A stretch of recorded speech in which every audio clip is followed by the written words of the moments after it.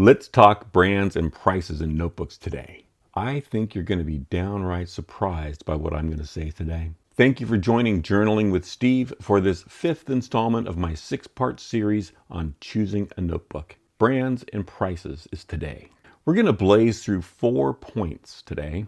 1, the build quality and features of notebooks. 2, I'll briefly review paper quality and feel. And then thirdly, we're going to do a deep dive into what I call the value proposition of notebooks. This one's going to bother some folks. Lastly, I'll run down a list of notebook brands and prices that I've got stacked here. It'll be real quick. But before we dive into the first point, I'd like to offer a word of encouragement with a brief talk about seasons, specifically financial seasons. Some folks are in a season of spring. Things are growing, blossoming, and you can afford a decent notebook. Congratulations, you should enjoy that. Others are in the winter.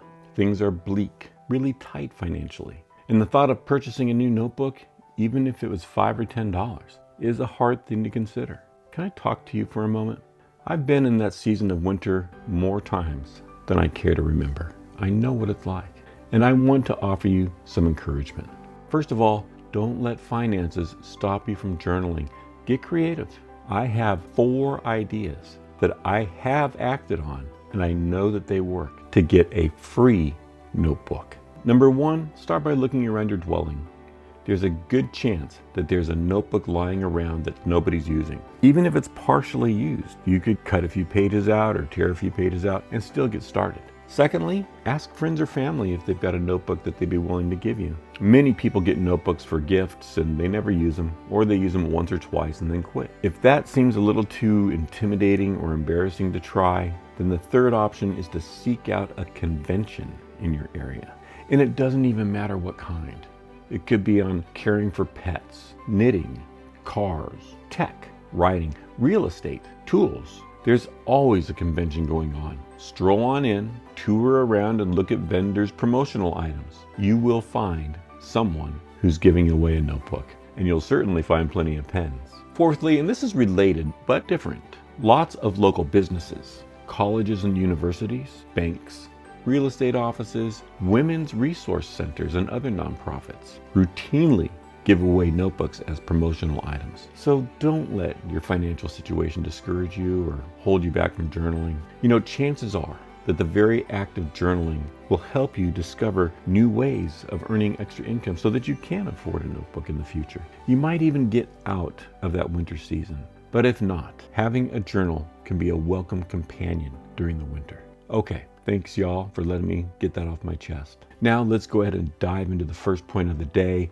build quality and features. I'm going to start with what I consider to be the best made notebook on the market in terms of quality and design and features. It's the Leuchtturm 1917. This notebook checks a lot of boxes for me. Starting with the exterior cover, it is durable, it's pretty. They have a number of different colors that they offer and they're changing them up every year. To me, the Leuchtturm embodies the German culture and Bauhaus school of thought in art and design. Simple beauty, matched with useful design features, this notebook is ready to get the job done.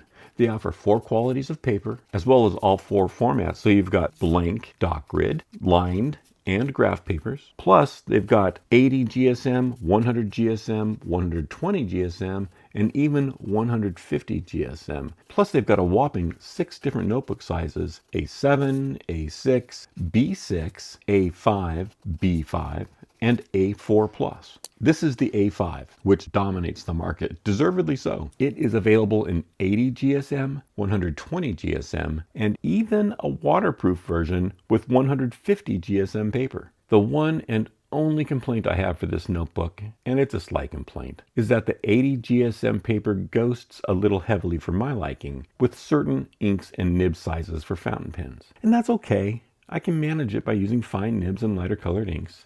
Let me show you, like this. See, on this side here, I'm actually using a Pilot Custom 823 with a fine nib, inked with Mont Blanc Amethyst. That's a light purple. So let's flip the page, and you see the ghosting is perfectly fine. But down here, this is too much ghosting for my liking. And again, that's okay. I'd rather use the 80 GSM paper. The 120 is kind of stiff and it doesn't have the same toothy feel. Plus, I do like some ghosting, and the 120 pretty much eliminates ghosting. The 100 GSM paper is wonderful, but it is not available in the A5. It's available in the large A4 Plus only. They also have a wonderful archive system where you can put a label on the spine and either on the back or front cover for quick reference on a shelf. But what first drew me to this brand are the index and page numbering. Several other brands will offer page numbering on their lined or ruled notebooks, but only Leuchtturm has it in all of their formats, regardless of paper format. Now, I'm a stickler for indexes and page numbers, so if they're not already present, that will immediately become part of my setup process. And that's something I'm going to cover in a couple of videos from now. The Leuchtturm softcover notebooks are tough, and I mean tough. Almost feels like shark skin or something, it's so tough. So Leuchtturm quality is the bar for me. Now let's jump to a Japanese brand, Midori MD, and this will give me a chance to address something that I first experienced 25 years ago when I decided against these notebooks. See the cover? It just looks kind of cheap, right? Like paper. And this goofy cloth spine with the exposed ribbon, it looks like a strong wind would blow this thing apart. But it would be a mistake to make those assumptions. This is a high quality product with zero wasted space. You can start journaling right on the cover. These notebooks are about the paper, the writing experience, and they get straight to it. No index, no page numbering, which used to bother me, but not anymore. Now it's become part of my ritual each time I start a new one. It's fun to set up the index, experiment with different types of indexing, and number the pages. Sometimes I'll put the index right on the cover. I always put the purpose of the particular notebook and beginning and end dates at the very least. Now, about the spine. It is bound with an ancient binding system that uses cheesecloth and glue. This allows the notebook to lie perfectly flat. Regardless of which page you flip to, it will lie flat, which makes for fuller accessibility to the paper side to side. That's one of the reasons why you can get more words per line and enhances the writing experience. Plus, it's wicked durable.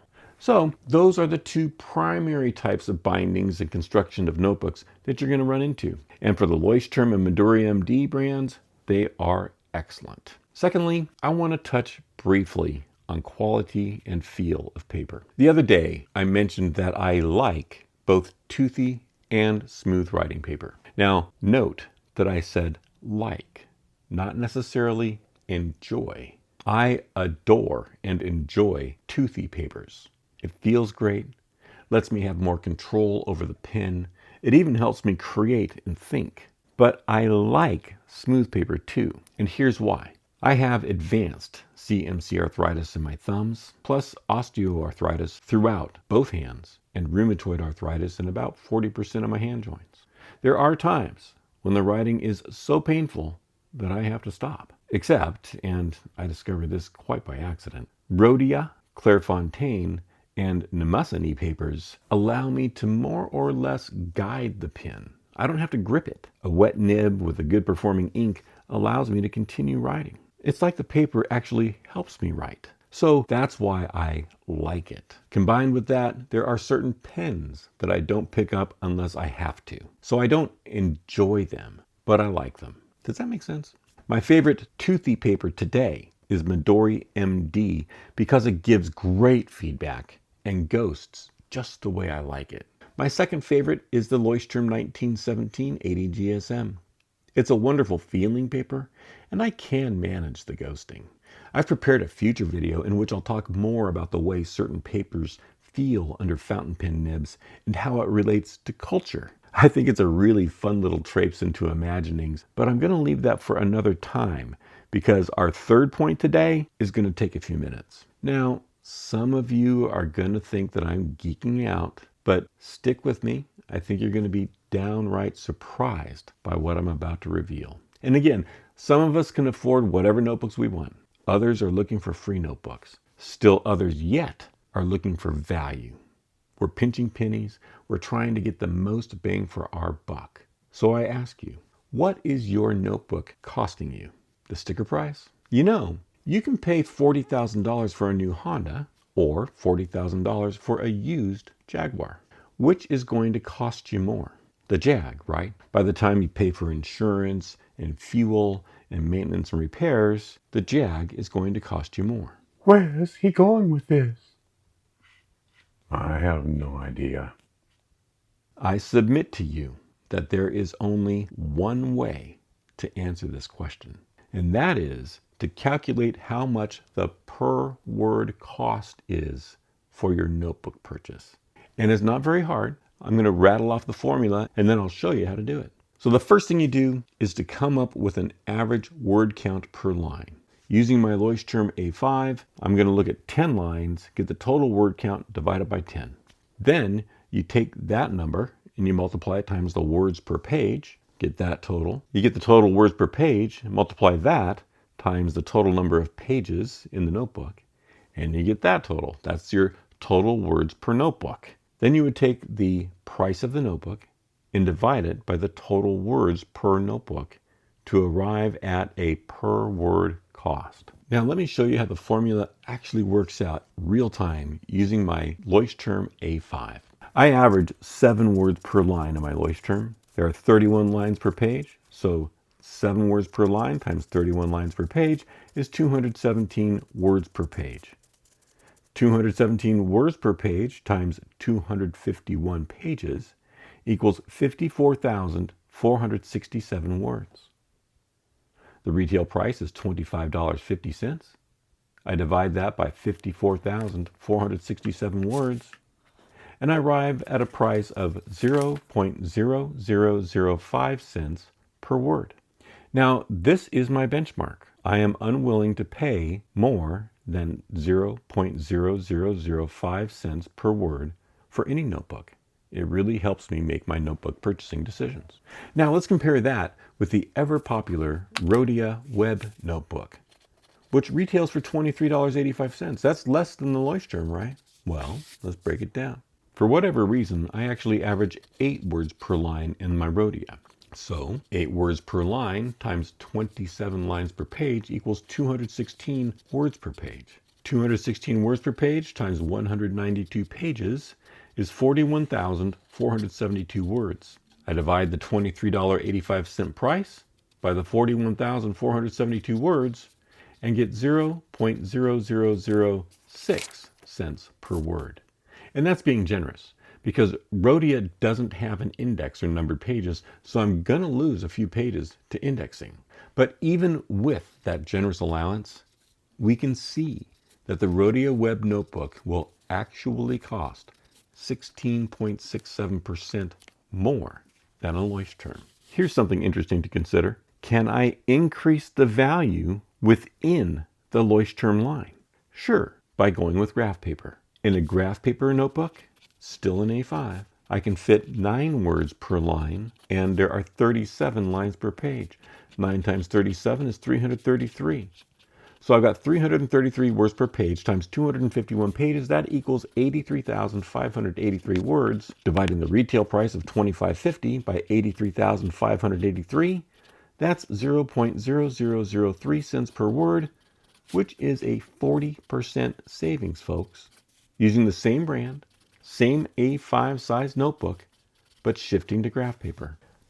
Okay, these last two are going to be purely estimates because I do not have these notebooks in hand. I do know the specs on them, however, and I am well aware of how much space my words take on lines. So this is what I'm going to do. I'm going to underestimate. All right, I'm going to look at the Hobonichi Techo A5 orange model. That's this one. Now it's a little bit tricky because their graph boxes, see like these graph boxes here, these are 5mm. But the Techo is smaller, 3.7. That's a pretty small little box to write in.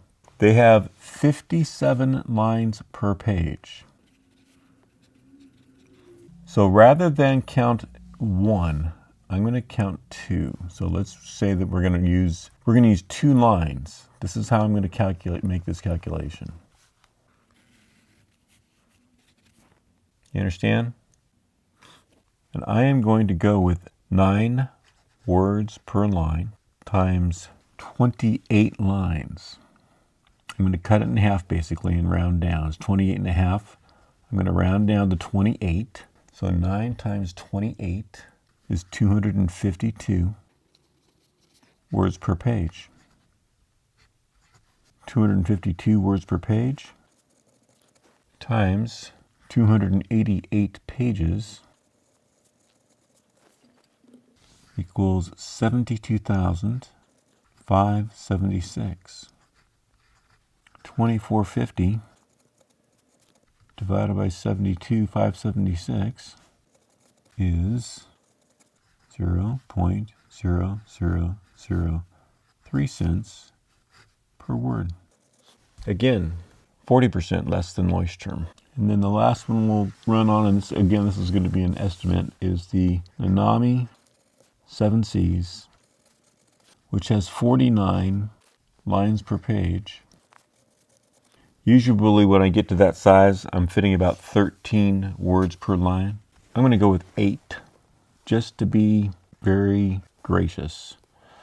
8 words per line times 49 lines per page is 392 words per page.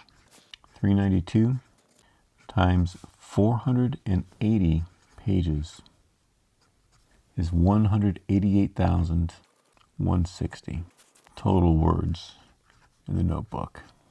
And this list price is super high at $33 divided by 188, 160. 0.0002 cents per word. What do you think? Value? I think it is. By the way, the Midori MD notebooks also work out to 0.0002 cents per word. So, if value is important to you, don't look first and only at the total price of a notebook. Consider what it's actually going to cost you per word. You may be surprised to discover that high-quality notebooks that at first seem too expensive at first glance may actually be a better value than even a budget price notebook. All right, so I'm done geeking out. Was that helpful? Unusual, at least? If you've enjoyed this video so far, I ask you to like and subscribe and share this video with others who may benefit. You know, I've been journaling for well over 40 years. And I've experimented with every known method. Plus, I stay up on current trends in journaling, and I try different methods every year. I've created some of my own methods, and I'm going to share this knowledge with you over the next several hundred episodes that I've already mapped out. Now let's wrap things up by hammering through a quick pile of notebooks that I have on hand and their prices, and we're going to move rapid fire. Here we go. This is the Leuchtturm A4 Master. Look at that thing. It's so big I can't even fit it in the frame. It's 123 pages. They've got a 235 page version as well. 123 pages of 100 GSM paper. It is glorious. $35.50. The 235 page edition is $41.95. This is the only edition that comes with the 100 GSM paper. Next, we've got the Retisci soft cover. It's an A4 with 100 GSM paper, 92 pages at $9.99. It's numbered and indexed, and it's got a nice, slightly toothy feel, not nearly as much as the Leuchtturm, but it is a lovely notebook at a very nice value. Next is the Midori MD A4. It's got 80 GSM paper, 48 pages. A 3-pack is $16.72. That's 144 pages of some of the best paper out there. I think it's the best value in journaling. It works out to 0.0002 cents per word. It is fabulous. Next is the Leuchtturm B5. This was my journal of choice for about 12 years. I still use them occasionally. This is a hardcover, 219 pages. The softcover version is 123 pages, and the softcover is $29.50. Hardcover is $34.50. This is the AHGXG B5. It's 120 GSM, 96 numbered pages, lays very flat. It is a smooth paper, lovely, lovely cover. For $8.99, it's a bargain. The Retisea B5 is 92 pages for $9.99 of 100 GSM paper. The pages are numbered and indexed. They have a 320-page version for $12.99. Both have 100 GSM paper. To me, the Retisea brand is the brand to beat in budget price notebooks. This is the Clairefontaine. We looked at this the other day. It's an A5 soft cover. Don't be afraid of this cardboard. It works, it's fabulous. 90 GSM. They're ranging in price right now from $18.85 to $20.01. Also numbered and indexed pages. Famous Rhodia web notebook, 192 pages, 90 GSM paper. This is $23.85.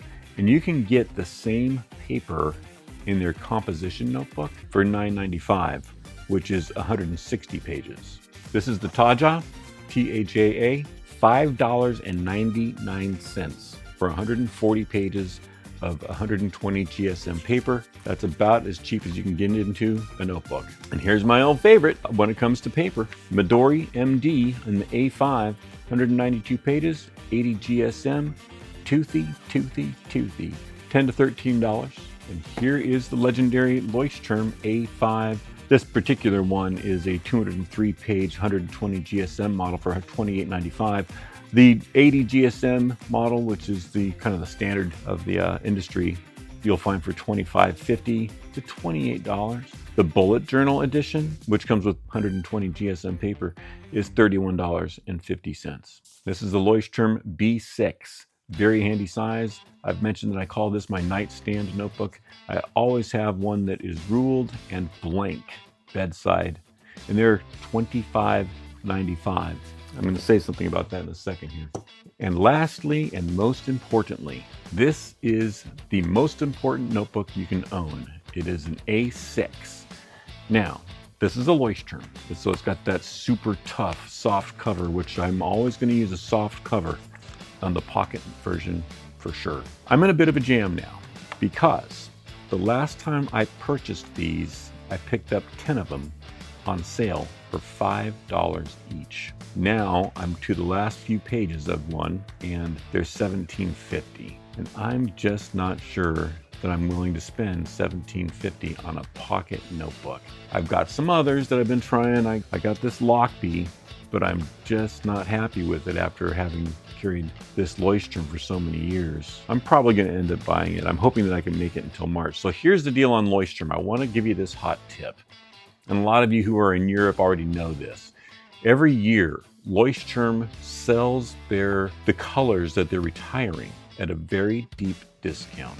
So in March of this year, for instance, March and April, in the United States, the home goods stores were selling the A5 notebooks between $7.99 and $9.99.